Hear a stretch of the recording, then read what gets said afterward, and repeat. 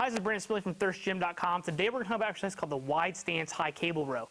This is a great unilateral pulling exercise and a good wide athletic stance. So we get a lot of bang for our buck from this exercise, being able to train in kind of a sport-specific stance, getting some unilateral work, really training the lat in a good, safe place. And this is an exercise I really like for in-season athletes. I think it's just convenient, it's easy to set up, doesn't take a lot of time. And again, like I said, we're training the lat, so we're basically kind of getting a row lat pull down hybrid.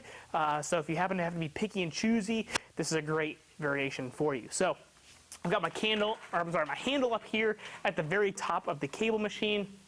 And then I've just got a moderate weight selected here. And what I'm going to do is I'm going to get in a wide stance, get some tension on the cable.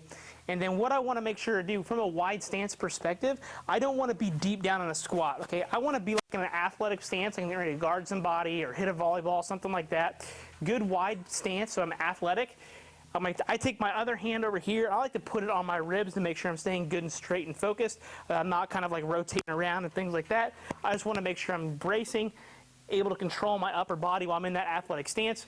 And as you notice that the high row, it's not like super high, even for my short self, but it's obviously not straight out in front of me, okay? So I'm here in a wide stance, drop down, hands here. I'm gonna take my elbow, try to pull it behind me with my row.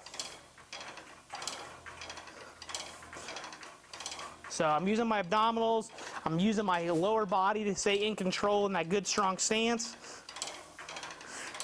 And then I would switch sides, and then obviously do the other side. What you don't want to have happen, unless if obviously you're programming this kind of variation, but what we're trying to not do with this exercise when we're here, we're not trying to do this, okay? We're trying to get some abdominal work, resist, and pull down. Knowing this, for this exercise, I really like about 8 to 12 reps per side. I will say the one thing you're going to have to be careful of is you have that one athlete that's really strong, loves to load up weight, and doesn't have a problem doing so. The one thing you want to be careful for, if they're on the smaller side or lighter side, but they're not picking a weight that's like getting really, really hard for them to pull and stay planted on the ground. In that case, really make them focus on their quality of control and quality of the reps, and get their time and attention a little higher, and you'll probably find that they're able to stay grounded and pretty good. So I've never really had a problem with that in this facility, but for some of our really strong younger athletes, I do think it could be a potential issue that you run into. Obviously, we're going to perform both sides, and really, I think if we're looking at an in-season, you're probably looking at 3 sets. If you're looking maybe an off-season, you're maybe looking at 4, but usually 3 to 4 sets of 8 to 12 reps per side is how we program this. If you have any questions about it, please feel free to leave them in the comment section.